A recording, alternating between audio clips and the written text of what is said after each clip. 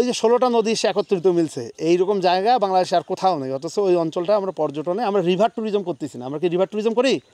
River tourism তো আমরা করি না। পাহাড়, পর্যটন, আদিবাসী, এখন আলটিমেট এই এই এই যে তিনটা বিষয়ে যে আমরা কথা বললাম, তিনটা তো ওতপ্রোতভাবে তোমরা বাঙালি হয়ে যাও। একজন চাকমা কীভাবে বাঙালি হবে, একজন মারমা কীভাবে বাঙালি হবে, একজন বম কীভাবে বাঙালি হবে, একজন লুসাই কীভাবে বাঙালি হবে, মানে বাঙালি হওয়ার ফর্মুলাটা অ্যাকচুয়ালি। আজকে যে আমরা কাপ্তাই লেক দেখি, এটা দক্ষিণ এশিয়ার সর্ববৃহৎ লেক।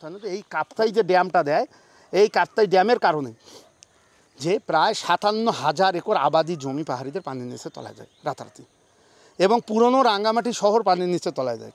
এখন যে শহরটা আমরা দেখতে পারি, এটা নতুন শহর। পুরনো চাকমা রাজবাড়ি থেকে শুরু করে কোনো কিছু রক্ষা। এই যে একটা পাখি দেখতেছিস, পাখি যখন সকালে ঘর থেকে বের হয়, একটা সবুজ ধান ক্ষেতের মধ্যে এসে গেছে, একদম বিশাল ধান ক্ষেতের মধ্যে গেছে। এই পাখিটা কি পরের দিনের জন্য খাবার জমায় ঘরে? সে তো অনেক খাবার, কিন্তু সে অতটুকু যতটুকু দরকার ততটুকু খায়, কিন্তু তারপরে আর সে জমায় না। আমি পাখির মতো জীবন দর্শনে বিশ্বাসী। এই গল্পগুলো আপনি কোথায় পাবেন? আপনি যখন ভিতরে যাবেন, ওই মানুষটার সঙ্গে যাবেন, এই গল্পটাই পর্যটন। আমরা পর্যটন করতেছি, আমরা ছবি তুলতেছি, আমরা পাহাড়ে যাচ্ছি, আমার এই গল্প থাকতেছে। এই যে জিএসএস, ইউপিডিএফ, ও এত ঝামেলা দেখতেছেন, আমরা তো কালকেই বন্ধ করতে পারি। গভর্নমেন্ট সবগুলো দলকে ডাকুক, তাদের সঙ্গে কথা বলুক। তারা তো হতাশ হয়ে গেছে, তাদের এত বেশি শোষণ নিপীড়ন হইতে হইতে তারা আজকে এই অবস্থায় আসছে। তাদের সঙ্গে খোলামেলা রাষ্ট্র এখন পর্যন্ত কথা বলছে। আপনারা কখনো দেখছেন যে প্রতিটা দলকে ডাকা হয়েছে বা তাদের প্রধানকে ডাকা হয়েছে? ডাকলে তারা আসবে না? আসবে না কেন বলেন? আপনি তো বলেননি কখনো। তাদেরকে ডাকেন, তাদের সঙ্গে কথা বলেন। আমরা ত্রাণ কত ভিতরে দিছি না বন্যায় খাগড়াছড়িতে? 1.5 মাস ধরে কাজ করছি আমরা, প্রতিটা প্রত্যন্ত অঞ্চলে গেছি। কাঁচালং রিজার্ভ, এ সমস্যা আছে, ও সমস্যা আছে, জিএসএস আছে, ইউপিডিএফ আছে, আমাদের কোনো সমস্যা হয়নি। আমি এতগুলো জাহাঙ্গীরনগরের ছেলে মেয়ে নিয়ে গেছি, বিভিন্ন ইউনিভার্সিটির ছেলে মেয়ে নিয়ে গেছি, কেন আমাদের তো কোনো সমস্যা হয়নি? আপনি যাচ্ছেন কেন? আপনি যদি যান তার জায়গা দখল করতে, সমস্যা তো হবেই। সমস্যার সৃষ্টি করছেন আপনি। মানুষ তো ঘুরতে যায়, মানুষ তো তার জিনগতভাবে সে ঘুরতে যায়, সে তো ঘুরতে যাবে, সে প্রকৃতির কাছে যাবে, আপনি ঠেকাইতে পারবেন না। সে 3 মাস চাকরি করার পর সে দেখবে যে তার চাউলি লেভেল হয়ে যাবে, তাকে ঘুরতে যেতে হবে, তাই তো? তাহলে আমার থাইল্যান্ডের মতো পর্যটন লাগবে কেন? আমার অন্য কিছু চিন্তা করতে হবে কেন? আমি ওই গ্রামীণ মানুষটার কাছে যাব, আমি ওই পাহাড়ের ওই মানুষটার কাছে যাব, যেখান থেকে আমি কিছু শিখতে পারবো। তার অনেক কিছু আমার ভালো লাগবে না। আমি মদ খাই না, কিন্তু তার বাড়িতে মদ বানায়, আমি দেখি। আপনি যদি না খান ওই জিনিসটা, আপনাকে কেউ জোর করে খাইতে পারবে? সে শুকর খায়, আপনি শুকর খান না, সে খাক না। আপনি আপনার মতো আপনি তাকে বলে দেখেন, আপনার খাবার হাঁড়ি পাতিল সব আলাদা করে আপনাকে রান্না করাবে। আমার পাহাড়, পর্যটন এবং আদিবাসী, এই 3টা প্রশ্ন নিয়ে এখন আমরা সবাই এটা ওভারঅল একটা ব্যাপার টানি নাকি? আচ্ছা, চিটাগংয়ের ব্যাপারটা। চিটাগং খুব ইম্পর্ট্যান্ট, বাংলাদেশের সবচেয়ে ইম্পর্ট্যান্ট অঞ্চল সবসময় ছিল চিটাগং। এটা শুধু আজকে বলে না, যখন পর্তুগিজরা আসছে এখানে, যখন এখানে জাপানিজরা আসছে, যখন এখানে ব্রিটিশাররা আসছে, সবসময় কিন্তু চিটাগং তার সিল্ক রুটের প্রধান কেন্দ্র। এখান থেকেই তো সমুদ্রপথ হয়ে তারপরে নদীপথে ঢুকতে হবে, তারপরে না উত্তরবঙ্গে যাইতে হবে, তারপর নেপাল ভুটান হয়ে মালামালটা উপরের দিকে যাবে, তিব্বতের দিকে যাবে। এই তো একটু আগে ভাই বললো না যে ওই যে 16টা নদী এসে একত্রিত মিলছে, এইরকম জায়গা বাংলাদেশে আর কোথাও নেই। অথচ ওই অঞ্চলটা আমরা পর্যটনে আমরা রিভার ট্যুরিজম করতেছি না। আমরা কি রিভার ট্যুরিজম করি? রিভার ট্যুরিজম তো আমরা করি না। তার মানে আমরা রিভারকে ভুলে গেছি। আমাদের একটা করে নদীর ওয়াইড 12 কিলোমিটার 13 কিলোমিটার, তাই না? আচ্ছা, ওটাতে আসবো, ওটা নিয়ে আমি একটা ওভারঅল আলোচনা করব এটার পরে। এখন যদি পাহাড় হয়, পাহাড়ের পাদদেশটা আমাদের চিটাগং। আপনারা খেয়াল করবেন কতগুলো আমাদের ওখানে বন্যপ্রাণী অভয়ারণ্য আছে। ও ভালো বলতে পারে চিটাগং। ফাঁসিয়াখালী বন্যপ্রাণী অভয়ারণ্য, চুন্তি বন্যপ্রাণী অভয়ারণ্য। সার্চ করবা তুমি, চিটাগংয়ের মানুষ, এটা লাগবে। এই যে ট্রেন লাইন যে মাঝখান দিয়ে গেল, কতগুলো গাছ কাটলো, এই গাছগুলো কেন ইম্পর্টেন্ট? এশিয়ান এলিফেন্ট যত আছে আমাদের, হাতি তো খুব বেশি পাহাড়ে, খুব বড় পাহাড়ে উঠতে পারে না। এই জন্য লামা উপজেলাটা যেটা আছে না, ওইটার নিচটা কি চিটাগং এরিয়া পড়তেছি তো পুরোটাই।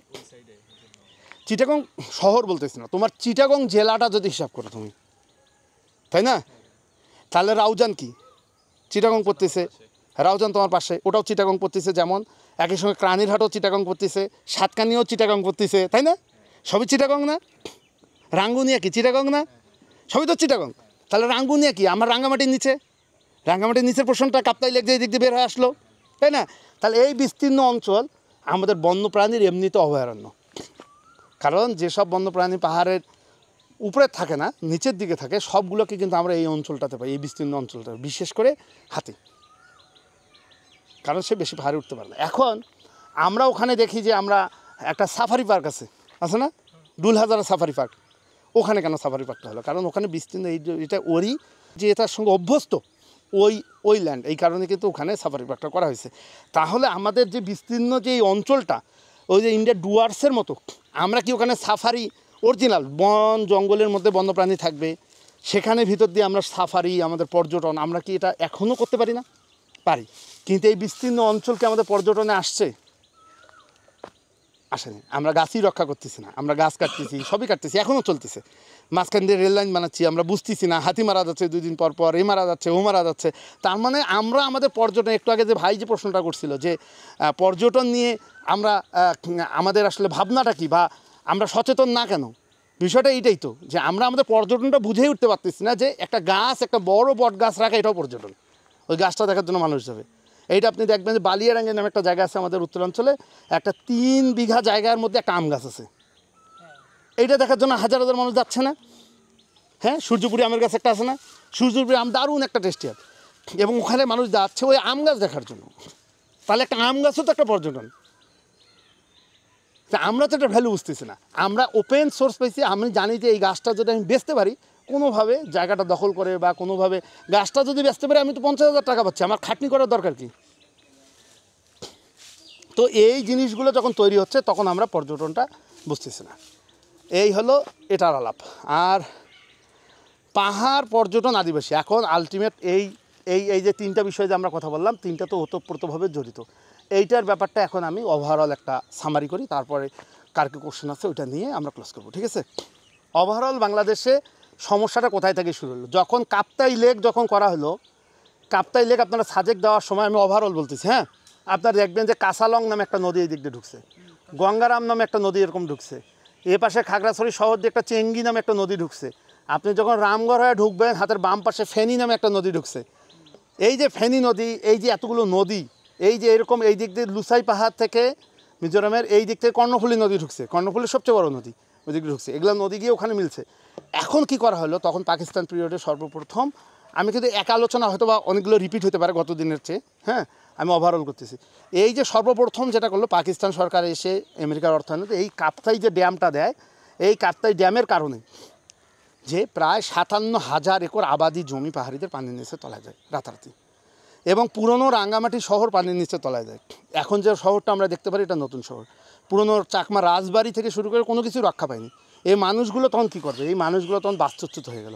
এই মানুষগুলো তখন চলে গেল ইন্ডিয়াতে, তারা মিজোরামে আশ্রয় নিছে, ত্রিপুরায় আশ্রয় নিছে, অরুণাচল পর্যন্ত গিয়ে আশ্রয় নিছে, এবং তারা ওই দেশেও নাগরিকত্ব পায়নি, এখানেও নাগরিকত্ব পায়নি। সর্বপ্রথম তাদের সঙ্গে বৈষম্যটা করা হয়েছে এখানে। এবং আজকে যে আমরা কাপ্তাই লেক দেখি, এটা দক্ষিণ এশিয়ার সর্ববৃহৎ লেক, এবং সর্ববৃহৎ লেকে পরিচিত হয়েছে। এবং আমি রাঙ্গামাটি ট্যুর করে আসলাম, এই তো, ঠিক আছে? এই যে রাঙ্গামাটি আমরা ঘুরতে যাচ্ছি, রাঙ্গামাটি আজকে আমরা যেটা দেখতেছি এইটা। এখন এই মানুষগুলোর ক্ষতিপূরণ দেওয়ার কথা ছিল রাষ্ট্র তখন ক্ষতিপূরণ দেয়নি, জমির পরিবর্তে জমি দেওয়ার কথা ছিল, সে জমিও দিতে পারেনি, এবং তাদেরকে কোনো ক্ষতিপূরণও দেওয়া হয়নি। তাহলে আমি দেখতেছি যে আমাদের ধরেন রোহিঙ্গা সমস্যার কথা আমরা জানি, যে রোহিঙ্গা সমস্যা, এতগুলো মানুষ আমাদের দেশে আসছে, তাদেরকে আশ্রয় দিচ্ছি, খাওয়া দিচ্ছি, অথচ আমার দেশের যে এতগুলো মানুষ আর এক দেশে চলে গেছে টিকতে না পারে, সেই মানুষগুলোর কথা কিন্তু আমরা কেউই বলি না। আমরা ওই জায়গায় অন্ধ হয়ে যাই, ওই জায়গায় আমরা আমাদের তখন জাতি, ধর্ম, হ্যাঁ, অনেক কিছু কারণে আমরা অন্ধ হয়ে যাই, আমরা এটা নিয়ে কথা বলি না। এইটা প্রথম সংকট, পার্বত্য চট্টগ্রাম অঞ্চলে সর্বপ্রথম সংকট হয়। দ্বিতীয় সংকট, মুক্তিযুদ্ধে তাদের, আমরা তো এই 3টা পার্বত্য জেলা, 3টা সার্কেল, খাগড়াছড়ি হলো মং সার্কেল, চাকমা সার্কেল, আর হলো আপনার বোমাং সার্কেল, বান্দরবান হলো বোমাং সার্কেল, মাঝখানটা রাঙ্গামাটি চাকমা সার্কেল, আর খাগড়াছড়ি হলো মং সার্কেল। এই 3টা সার্কেল, অর্থাৎ 3টা জেলা, 3টা রাজা আছে, হ্যাঁ, এটা কিন্তু সবখানে আছে। এটা আমরা মনে করি খালি বাংলাদেশে না। আপনি মেঘালয়ে যখন যাবেন, মেঘালয়ের উপরে, মেঘালয় যদি এইটা হয়, মেঘালয় এরকম দেখবেন চ্যাপ্টা, রংপুরের ডাইন সাইডে এরকম চ্যাপ্টা, এরকম ভাগ আছে 3টা। একটা হলো খাসি হিলস, একটা হলো জয়ন্তী হিলস, একটা হলো গারো হিলস, তাই না? 3টা হিল রিজন, 3টা হিল রিজন এরকম, ওখানেও কিংডম ছিল, 3টা আলাদা কিংডম।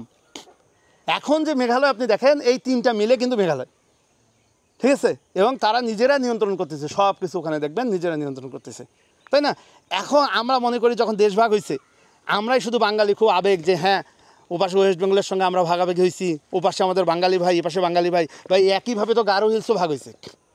এপাশে যে গারো তার ভাইটাও তো ওপাশে আটকা পড়ছে, এপাশে জয়ন্তী ওপাশে জয়ন্তী, এপাশে খাসি ওপাশে খাসিয়া পাচ্ছেন, তাই না? চিটাগং হিল ট্রাক্সও তো একইভাবে ভাগ হয়েছে। যখন আপনি এখানে ওপাশে ত্রিপুরাতে, এপাশে চাকমা মারমারা ওপাশে নাই, ত্রিপুরা নাই, আছে তো। এই পাশে মিজোরাম, এই যে কুকি চীন আমরা বলতেছি, বম জাতিগোষ্ঠী, এ পাশে যেমন আপনি বম পাচ্ছেন, ওপাশেও বম পাচ্ছে। ওপাশে মায়ানমারের চীন স্টেট, ওটার নামই তো, স্টেটটার নামই চীন, তা ওটা চীন জাতিগোষ্ঠী, তাহলে কারা? বম পাংখুয়া লুসাইয়েরা। এখন পার্বত্য চট্টগ্রামকে আমি যদি আমার জায়গা থেকে কুয়োর ব্যাঙের মতো, কুয়োর মধ্যে ব্যাঙ পড়ছে এবং মনে করতেছি ওইটাই ওর পৃথিবী। আমাদের আচরণটা এরকম, আমরা মনে করতেছি যে গোটা পৃথিবীটা মনে হয় আমি এখান থেকে যা নিয়ন্ত্রণ করব তাই। বিষয়টা তো এরকম না, সবারই তো জ্ঞাতি ভাই আছে, এপাশ ওপাশ আছে। আপনি যার উপর যখন অত্যাচার করবেন তার ভাই আশ্রয়, ওরা যে ওপাশে গেল কেন গেল, তার ভাই কেউ না কেউ আশ্রয় দিছে। এই জিনিসগুলো বুঝতে হবে। আমি রাজনৈতিক প্রেক্ষাপটটা ওভারঅল বলতেছি, সমস্যা হলো কোথায় গেলো। এরপর দেশ স্বাধীন হলো, বঙ্গবন্ধু বললো কি, শেখ মুজিবুর রহমান উনি বললেন যে তোমরা বাঙালি হয়ে যাও। একজন চাকমা কীভাবে বাঙালি হবে, একজন মারমা কীভাবে বাঙালি হবে, একজন বম কীভাবে বাঙালি হবে, একজন লুসাই কীভাবে বাঙালি হবে, মানে বাঙালি হওয়ার ফর্মুলাটা অ্যাকচুয়ালি কি, এইটা তো উনি দিল না। উনি শুধু বললো তোমরা বাঙালি হয়ে যাও। এটা তো সলিউশন হলো না। মানে এটা তো ও পাশে তার জাতিগোষ্ঠী আছে, এ পাশে জাতিগোষ্ঠী আছে, শুধুমাত্র বম এত ছোটো একটা জাতিগোষ্ঠী আপনি কুকি চীন, আপনি খেয়াল করেন ও পাশে চীন স্টেট পুরোটাই ওরা, এ পাশে মিজোরাম ওরা, মণিপুরে যে কুকিদের সঙ্গে সংঘাত হচ্ছে, মেইতিদের সঙ্গে কুকিদের যে সংঘাত হচ্ছে, ওরা কারা? ওরা তো বম। ওরা পুরো অঞ্চল যদি ধরেন, পুরো অঞ্চলে ওরা কিন্তু কম না, এত ছোটো করে ভাবার কিছু নাই। এখন আমার রাষ্ট্রের উচিত কি, তাদের সবার সঙ্গে কথা বলা। আপনি সেনা শাসন দিয়ে কাশ্মীর সমাধান হয়েছে, মায়ানমারের সমাধান হয়েছে, পৃথিবীর কোথায় সেনা শাসন দিয়ে সমাধান হয়েছে? যুগের পর যুগ যাবে, বছরের পর বছর যাবে, সমাধান হবে না। পরবর্তীতে কী হলো দেখেন, এরপরে 75-এ তো শেখ মুজিব মারা গেল, তারপরে জিয়াউর রহমান আসার পর শুরু হলো সেটেলার পুনর্বাসন। এক একটা করে গণহত্যা চালানো হয়েছে, লোঙ্গা গণহত্যা, লংদু গণহত্যা, মারিশা গণহত্যা। আপনি এগুলো সার্চ করবেন, গুগল সার্চ করলে আপনি অনেকগুলো তথ্য পাবেন, এপাশ ওপাশ অনেক প্রকার মতামত পাবেন। হ্যাঁ, কিন্তু আপনারা এসব দেখবেন, এসব দেখার পর দেখবেন যে এতগুলো মানুষ আবার পাহাড়ি যায়, যে পাহাড়িরা কাপ্তাই লেকের কারণে ক্ষতিগ্রস্ত, আবার একটা বিস্তীর্ণ অঞ্চলের মানুষ, দিঘিনালা, পানছড়ি, লোগাং, লংদু, বিস্তীর্ণ অঞ্চলের মানুষ কিন্তু আবার দেশান্তরী হয়ে গেল, তার নিজের জায়গা ভিটে মাটি ছেড়ে পালা গেল, বাড়িঘর জ্বালাই দেওয়া হলো। তো ওখানে কী করা হলো, ওই বাড়িঘরগুলোতে বিভিন্ন অঞ্চলের লোক, আমার রংপুর, ঠাকুরগাঁ, দিনাজপুর, আপনার নদীভাঙ্গা লোক, বরিশাল, নোয়াখালী, এমন কোনো অঞ্চলের মানুষ নাই ওখানে পুনর্বাসন করানো হয়নি। এখন ওখানে আগে পাহাড়ি বাঙালির অনুপাত ছিল ধরেন 90-10, 10 ভাগ কারা? চাটগাঁয়ে ব্যবসায়ীরা। কারণ চিটাগঙ্গে যে মালামাল আসে সব তো পাহাড় থেকে আসে, তাদের সঙ্গে তাদের এখন দেখবেন যে এখনও চিটাগঙ্গে আসার সঙ্গে কিন্তু কোনো ঝামেলা নাই চাটগাঁয়েদের সঙ্গে, পাহাড়িদের কেন নাই? তারা নিজের আত্মীয় স্বজন, ওরা তখন ব্যবসা বিভিন্ন প্রয়োজনে বাড়ি করতে হয়েছে, ব্যবসায়িক সুবিধার্থে। চাটগাঁয়েরা তো আগে থেকে ব্যবসায়ী, এই ব্যবসায়ী শ্রেণীটা গেছে, বণিক যেভাবে আসছে, আমাদের বণিকদের সঙ্গে কোনো ঝামেলা আছে? আরে মারোয়ারিরা এখনও বাংলাদেশে ব্যবসা করতেছে না, ইন্ডিয়াতে যেমন করে, ব্যবসায়ীদের সঙ্গে ঝামেলা আছে। তারা জায়গা কিনছে, তারা ওখানে আসে, তাদের মতো করে, কোনো সমস্যা নেই তাদের সঙ্গে। ঝামেলা হলো কারা? আপনি নিয়ে গিয়ে বিভিন্ন অঞ্চল থেকে নদী ভাঙ্গা লোকগুলোকে নিয়ে আপনি ওইখানে গিয়ে পুশ করাইলেন, তখন তারা আন্ডারগ্রাউন্ডে গেল, সেনাবাহিনী একপাশে, শান্তিবাহিনী একপাশে, ঝামেলা হলো। আপনি ওই লোকগুলোকে মাঝখানে আপনি যে ফেলাই দিলেন সাধারণ এই দেশের নাগরিককে, এবং তারা যে একটা অত্যাচারের শিকার হলো, না বুঝে তারা গেছে, জমির লোভ দেখাইছে, 5 একর করে জায়গা দিবে, রেশন দিবে, রেশন দেয়, এবং এই কারণে তাদেরকে সেটেলমেন্ট করানো হয়েছে, এই কারণে বলা হচ্ছে সেটেলার। এখন ওই যে মানুষগুলো আমাদের বাঙালি মানুষ, তো তাকে তো বন্দুকের মাঝখানে ফেললেন আপনি, একটা যুদ্ধক্ষেত্রের মধ্যে আপনি সাধারণ মানুষদের ঠেলে দিলেন, এটাও তো একটা রাষ্ট্রীয় অপরাধ। ওই মানুষগুলোর তো কোনো দোষ নেই, তাদের দোষ আছে। এইরকম একটা পরিস্থিতি, তারা হুট করে গিয়ে পাহাড় বুঝতে পারতেছে না, প্রকৃতি বুঝতে পারছে না, কী করবে? সবার আগে গাছ কাটছে, সবার আগে গাছ কাটছে। গাছ কেটে যতদিন চালা যায়, গাছ কেটে চলতে চলতে চলতে চলতে আর তো করা যাচ্ছে না। তার তো জীবন অভ্যাস ওটা না, সে তো সাপ ধরতে পারে না, সাপ খেতে পারে না, সে তো সাপের লাক্ষ খেতে পারে না, সাপের লাক্ষ কীরকম সে তো জানে না। সাপের লাক্ষ কিন্তু খুব চমৎকার জিনিস, বুঝছেন তো, সে তো এটা জানে না। এখন তাহলে সে কীভাবে ওখানে জীবন ধারণ করবে? ওই পাহাড়ি জায়গায়, এই জায়গায় সে আবাদও করতে পারতেছে না। ওই পাহাড়ি জমিতে কীভাবে আবাদ করতে হয় সেটা তো শেখে নেয়, সে তো শিখছে সমতলে কীভাবে আবাদ করতে হয়। তাহলে ওই মানুষটা একটা সংকটে পড়লো, তারা কিন্তু ভালো আছে সেটা না, তারাও কিন্তু খারাপ আছে। আর ওই পাহাড়ি মানুষগুলো খারাপ থাকলো, তারা উভয় কিন্তু আমার দেশের নাগরিক। আমরা অনেক সময় সেটেলারদের দোষ, তাদেরও দোষ নেই, এটা রাষ্ট্রীয় অপরাধ, রাষ্ট্র করছে এই অপরাধটা, ঠিক আছে। তো এই জায়গাটায় এসে যখন এই ঘটনাগুলো ঘটলো, ঘটার পর সংঘাত হলো। সংঘাত হওয়ার পর আপনারা জানেন যে 97-এ শান্তি চুক্তি হলো। শান্তি চুক্তি নামে একটা মূলাধারণ হলো। কি শান্তি চুক্তিটা? সেনাবাহিনী এখান থেকে সরে যাবে, সেনাবাহিনী ব্যারাকে থাকবে, অন্য জায়গায় যেভাবে ক্যান্টনমেন্টে থাকে সেভাবে ক্যান্টনমেন্টে থাকবে, মানে ফাংশন করবে না। রাস্তাঘাটে যেভাবে ধরে সেনাবাহিনী, রাস্তাঘাটে যেভাবে চেক করে, এটা সেনাবাহিনী করবে না, এটা পুলিশ বা অন্য প্রশাসন যেভাবে আমাদের করে সেভাবে করবে। আইন আদালত যেভাবে চলে সেভাবে চলবে। তারপরে আসলো ভূমি, যাদের জায়গা, যাদেরকে জায়গা সরায় আরেকজনকে বসানো হয়েছে, ওই জায়গাটা ছেড়ে দিতে হবে। ওই জায়গায় ছেড়ে দিতে তাদেরকে অন্যখানে পুনর্বাসন করুক। গভর্নমেন্টের কিছু খাস জায়গা আছে ওখানে, সব জায়গায় যেরকম থাকে সেই জায়গাগুলোয় পুনর্বাসন করুক, এইরকম একটা হয়েছিল। কিন্তু শান্তি চুক্তির আমরা এত বছর পরেও লজ্জাজনক ব্যাপার, চুক্তির কোনো কিছুই বাস্তবায়ন করা হয়নি। তখন কি হলো? তখন সংঘাতটা কীভাবে তৈরি হলো? এখন আসেন এই জিনিসটা একটু বুঝেন, এটা খুব ইম্পর্টেন্ট জিনিস। এখন সবচেয়ে ইম্পর্টেন্ট জিনিস, যে জিনিসটা আপনারা একবারেই পার্বত্য চট্টগ্রাম সমস্যাটা জানতে পারবেন। সর্বপ্রথম যখন চুক্তি হয় তখন একটাই দল ছিল, জেএসএস, হ্যাঁ, জনসংহতি সমিতি, ঠিক আছে। সমস্যাটা কোথায় হলো? শান্তি চুক্তি যখন হলো তখন তো ওখানে থাকতে হবে তাদেরকে, শান্তি চুক্তি বিরোধী একটা কোনো কিছু তো বের করতে হবে। 98-এ শান্তি চুক্তি বিরোধী আর একটা দল তৈরি করো, ওটার নাম দিল ইউপিডিএফ। জেএসএসকে ভাঙলো, জেএসএস থেকে কিছু লোক গেল, বাইর থেকে কিছু লোক গেল, গিয়ে ইউপিডিএফ গঠন করা হলো।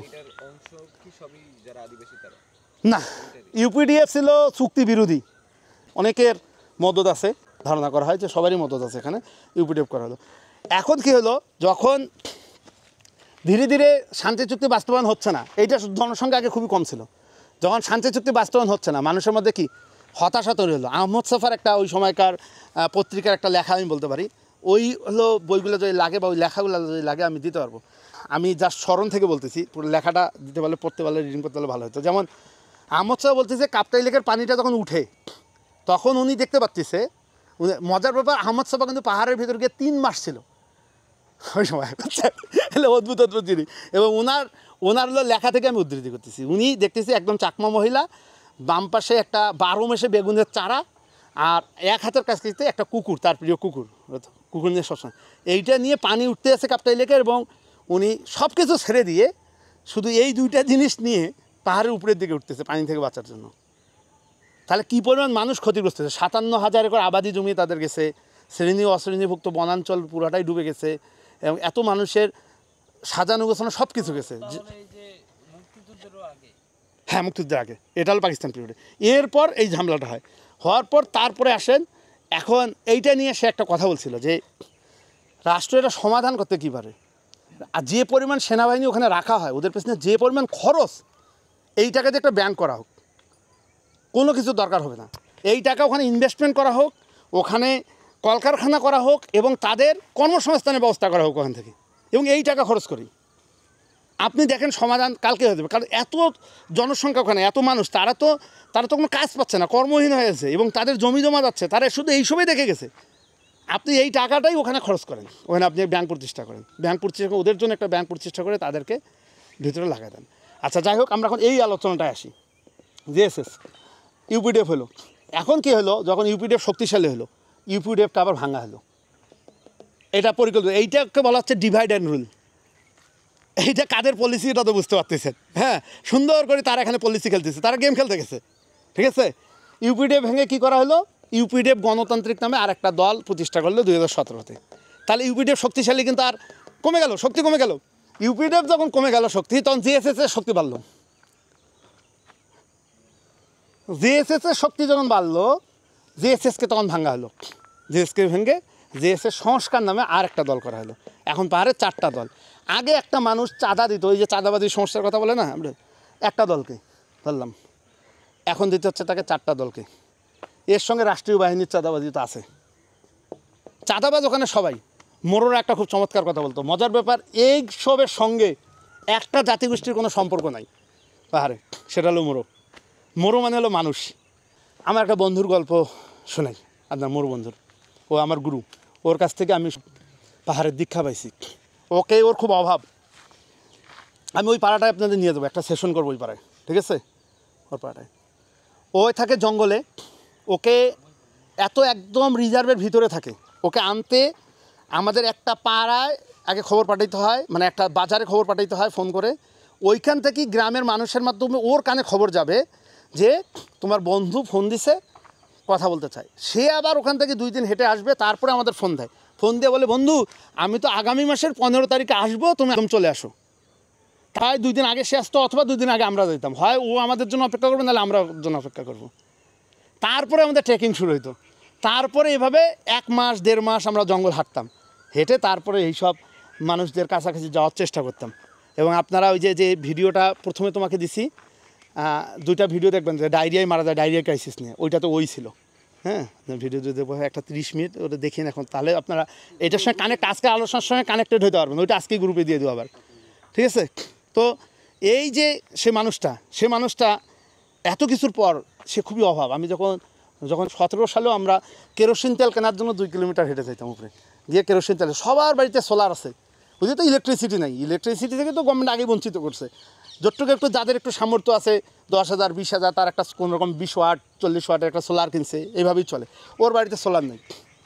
তো এইরকম একটা অবস্থা। ওকে আমি একদিন বললাম যে বন্ধু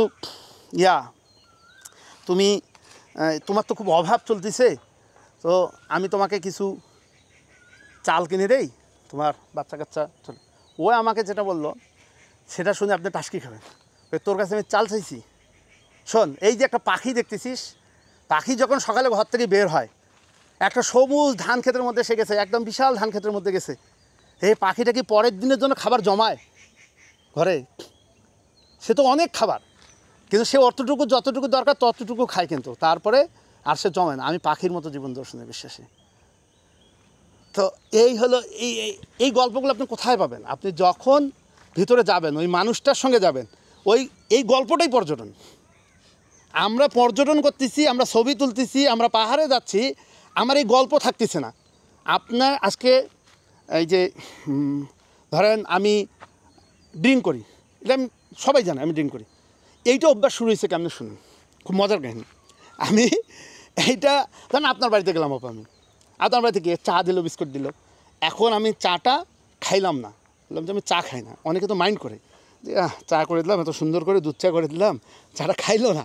হ্যাঁ, কিছু পারায় যাবেন, আপনি দূর থেকে আসছেন, আপনাকে প্রথম আপ্যায়ন করবে মদ দিয়ে, যে আপনি আসছেন এত কষ্ট করে একটু ড্রিঙ্ক করেন। হ্যাঁ, তো তো তো তো এই আপনার তখন এই যে একটু খাইলাম, খাওয়ার পর এখন আপনি 2ভাবে নিতে পারেন এই জিনিসটাকে। একটা হলো যে আপনি সারাদিন নেশা করে উল্টে ফেলতে থাকবেন, এটা এক জিনিস।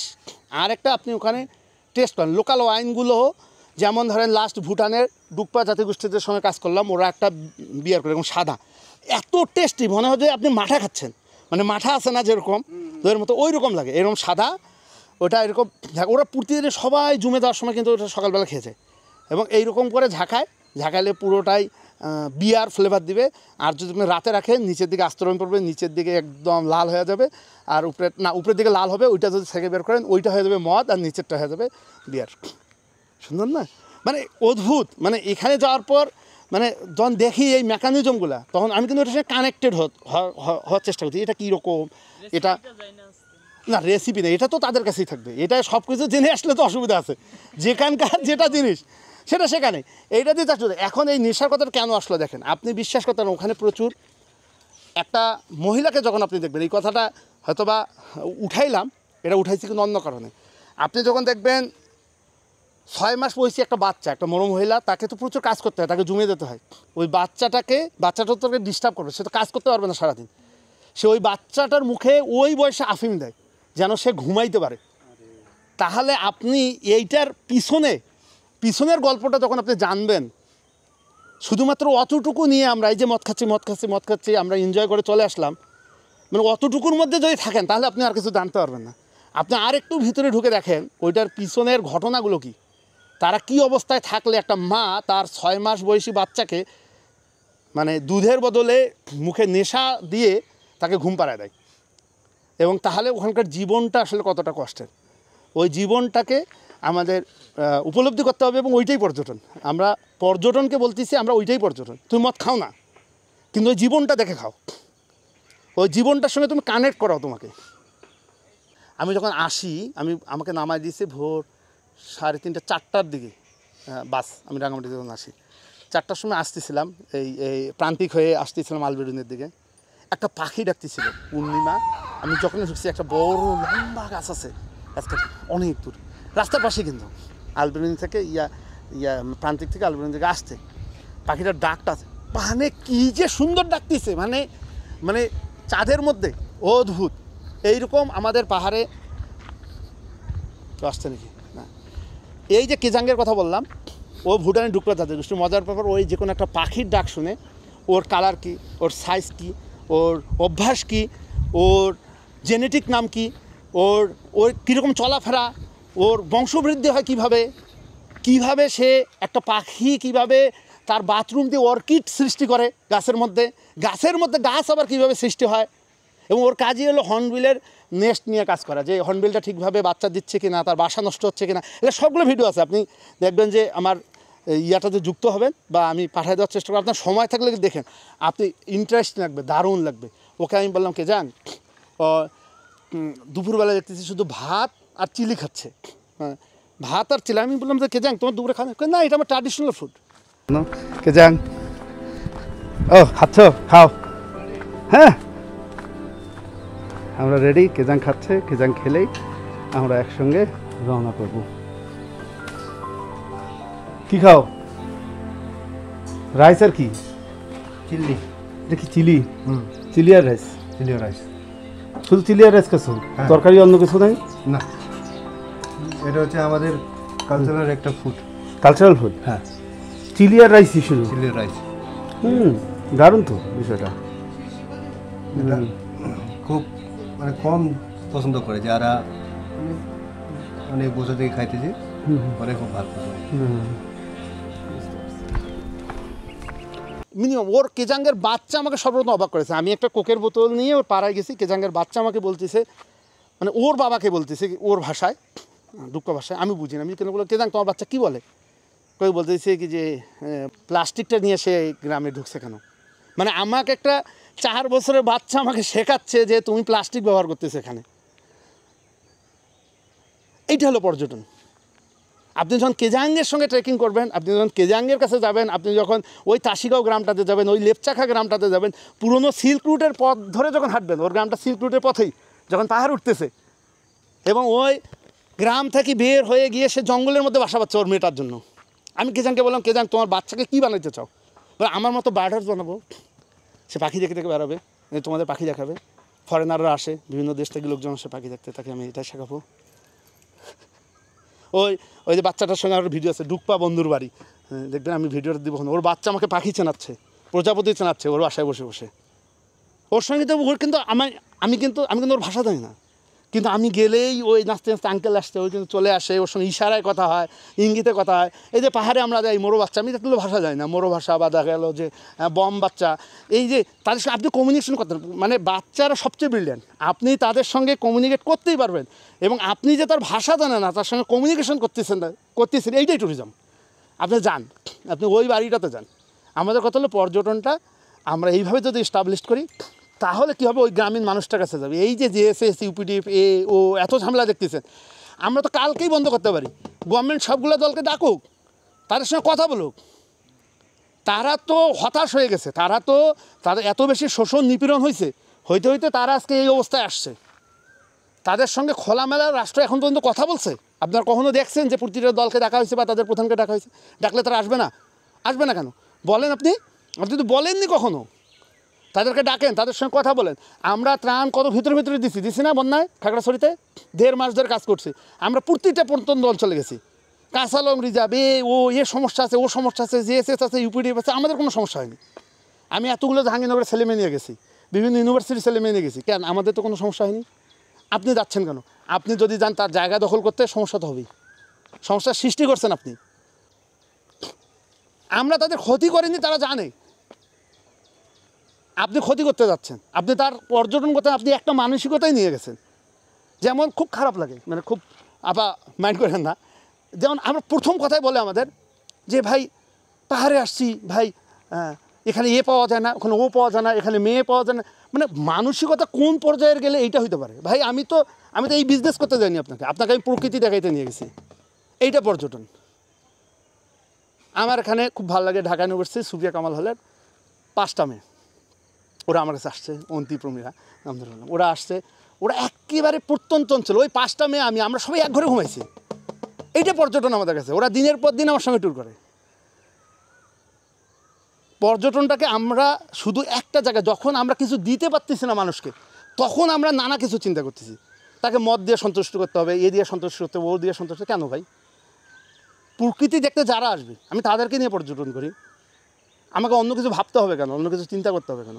পর্যটন থেকে এই জিনিসটা, এই যে অনেকে বলে না কক্সবাজারে বার দরকার, এ দরকার, ও দরকার, হ্যাঁ, মানে ইয়ার মতো দরকার, দেখবেন এর খুব সুন্দর মানুষের কাছে, হ্যাঁ, থাইল্যান্ডের মতো দরকার কক্সবাজারকে। না, আমি থাইল্যান্ডের মতো করতে হবে কেন আমাকে? থাইল্যান্ডের মতো কেন পর্যটন করতে হবে আমাকে? আপনার সামনে আপনি দেখছেন চোখে ওইটা। মানুষ তো ঘুরতে যায়, মানুষ তো তার জিনগতভাবে সে ঘুরতে যায়, সে তো ঘুরতে যাবে, সে প্রকৃতির কাছে যাবে, আপনি ঠেকাইতে পারবেন না। সে 3 মাস চাকরি করার পর সে দেখবে যে তার চাউলি লেভেল হয়ে যাবে, তাকে ঘুরতে যেতে হবে, তাই তো? তাহলে আমার থাইল্যান্ডের মতো পর্যটন লাগবে কেন? আমার অন্য কিছু চিন্তা করতে হবে কেন? আমি ওই গ্রামীণ মানুষটার কাছে যাব, আমি ওই পাহাড়ের ওই মানুষটার কাছে যাব যেখান থেকে আমি কিছু শিখতে পারবো। তার অনেক কিছু আমার ভালো লাগবে না। আমি মদ খাই না, কিন্তু তার বাড়িতে মদ বানায়, আমি দেখি। আপনি যদি না খান ওই জিনিসটা, আপনাকে কেউ জোর করে খাইতে পারবে? সে শুকর খায়, আপনি শুকর খান না, সে খাক না। আপনি আপনার মতো আপনি তাকে বলে দেখেন, আপনার খাবার হাঁড়ি পাতিল সব আলাদা করে আপনাকে রান্না করাবে। আমার এই যে বললাম না, মেয়েদের মধ্যে অর্ধেক একদম বোরকা পরা, তারা নামাজ পড়ে ওখানে গিয়ে। ওই এনভায়রনমেন্টটা ওখানে তাদেরকে খালি বলেন, তারা আপনাকে ওই এনভায়রনমেন্ট করে দেবে। এইটাই তো পর্যটন। আপনি এটাকে প্রতিবন্ধকতা ভাবতে, প্রতিবন্ধকতা কিছু নাই। আমি সব সময় বলি পর্যটনের প্রতিবন্ধকতা কিছু নেই। আপনারা শুধুমাত্র একটু নিজেরা যদি চিন্তা করেন তাহলে এটা হয়ে যাবে। তো যাই হোক, আর কারো কোনো কোশ্চেন থাকলে বলেন। এতটুকু ছিল আজকে আমাদের আলোচনা।